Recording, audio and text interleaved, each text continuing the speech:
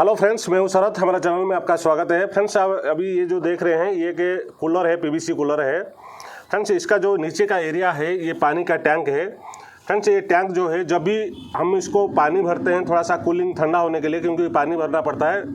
और फ्रेंड्स, जब भी हम पानी भरते हैं पानी नीचे लीकेज होता है। फ्रेंड्स, इसको ये लीकेज कहाँ से होता है और किस तरह से ये लीकेज को ठीक करेंगे इस वीडियो में मैं आपको बताता हूँ। फ्रेंड्स, अगर हमारे चैनल में नए हो चैनल को सब्सक्राइब कर लेना और बेल आइकन को दबा के ऑल पे कर दीजिए, ताकि जो भी वीडियो मैं अपलोड करूं पहले आपको नोटिफिकेशन आ जाएगा। चलिए वीडियो शुरू करते हैं।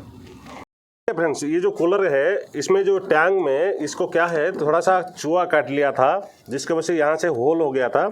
और फ्रेंड्स, मैंने एमसील को लगा दिया हूँ यहाँ पे, जिसके वजह से ये होल बंद हो चुका है। देखिए, और ये एमसील को कैसे मिक्स करके इसको पेस्ट करते हैं ऑलरेडी वीडियो बना हुआ है, मैंने आई बटन में दे दूंगा, इसमें आपको देख सकते हैं। देखिए, ये होल है। इसी तरह का आपको कूलर में कहीं डैमेज हो गया, इसका जो टैंक कहीं होल हो गया, तो इस तरह का एमसील आपको 30 रुपीज़ से एमसील है, आप ला के ये इसमें 2 पैकेट आता है। देखिए इस तरह का, इसको दोनों को आपको अच्छा से हाथ से मिक्स करके और इसको ऐसे लगा दिया तो ये बंद हो जाएगा।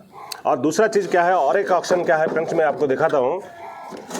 बहुत ये ज़्यादा दिन के बाद ये प्रॉब्लम आता है। फ्रेंड्स, देखिए, ये जो टैंक है ये पंप है, इसका पानी ऊपर उठा के या जाली में डालने के लिए।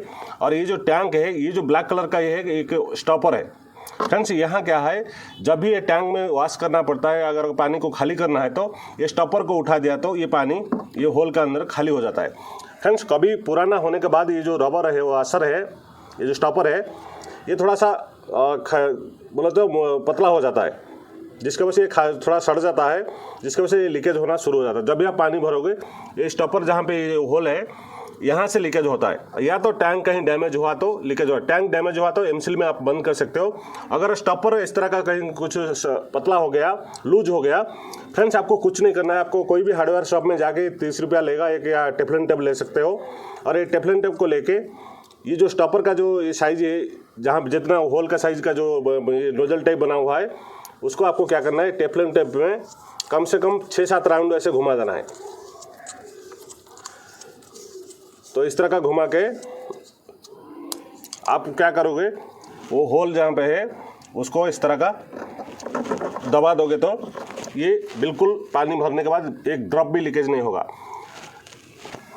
तो देखिए फ्रेंड्स, ये इसी तरह का कभी भी ये वाशर क्या होता है ना, ज़्यादा दिन आप यूज होने के बाद ये वाशर थोड़ा सड़ जाता है, ये जो स्टॉपर है, तो इसको इस तरह टेफलन टेप लगा के उसको प्रेस कर दिया तो ये आराम से लीकेज नहीं होगा। और कहीं भी डैमेज हुआ तो इस तरह का आप एमसील लगा के ऑलरेडी डैमेज को ठीक कर सकते हो। देखिए, ऑलरेडी मैंने इसको एमसील जब डालोगे, देखिए मैं बाहर भी लगाया हूँ और अंदर से भी लगाया हूँ एमसील। देखिए, अंदर से भी एमसील लगाया हूँ, जो होल था ये बाहर से भी अंदर से दोनों तरफ से लगा दिया तो ये लीकेज नहीं होगा।